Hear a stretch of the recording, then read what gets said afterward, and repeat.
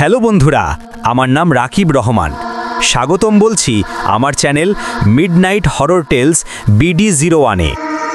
এখানে রাতের অন্ধকারে জেগে থাকা ভয়ের কাহিনী, হরর টেলস এবং রোমাঞ্চকর মুহূর্ত অপেক্ষা করছে আপনার জন্য।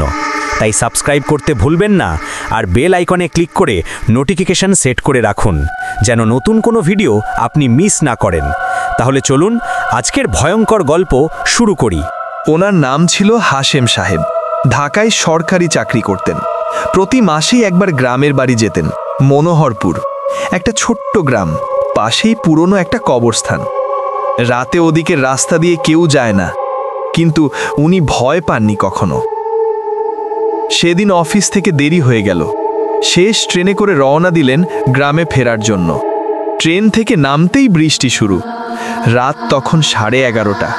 চারপাশে অন্ধকার, কাদা আর বাতাসের শোঁ শোঁ শব্দ।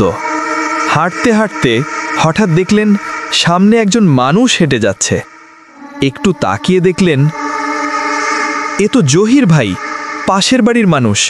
মনটা হালকা হলো। ভাবলেন, চলো একসঙ্গে গল্প করতে করতে যাওয়া যাবে। কিন্তু অদ্ভুত ব্যাপার, তিনি যতই হাঁটছেন লোকটা ততই দূরে চলে যাচ্ছে। একদম ধরতে পারছেন না। শেষে ডাক দিলেন, জহির ভাই। লোকটা থেমে পিছন ফিরল। বিদ্যুৎ চমকায় এক মুহূর্তে তার মুখ দেখা গেল। একদম ফ্যাকাশে, ঠোঁটে হালকা হাসি, চোখে কোনো ঝিলিক নেই। ও আপনি? লোকটা ধীরে বলল, চলুন একসঙ্গে যাই। দুজন পাশাপাশি হাঁটছে, কেউ কিছু বলছে না।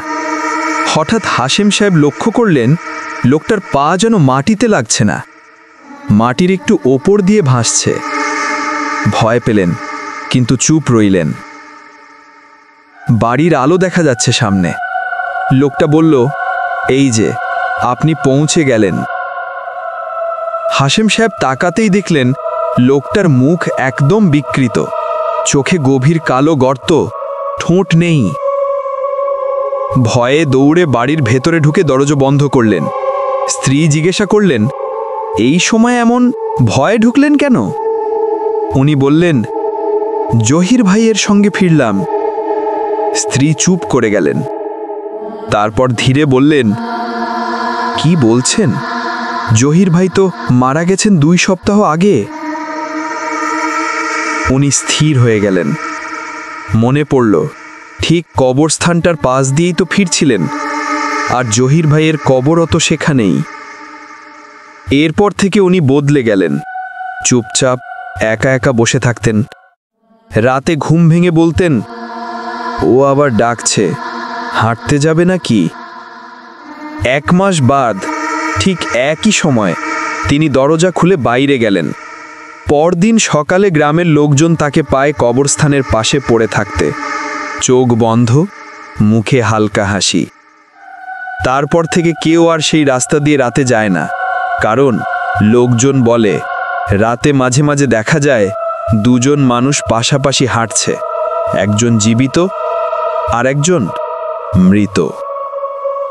তুমি কি বলো, ভূতটা কি সত্যিই খারাপ কিছু ছিল, নাকি এক বন্ধুর টানেই শেষবারের মতো দেখা করতে এসেছিল?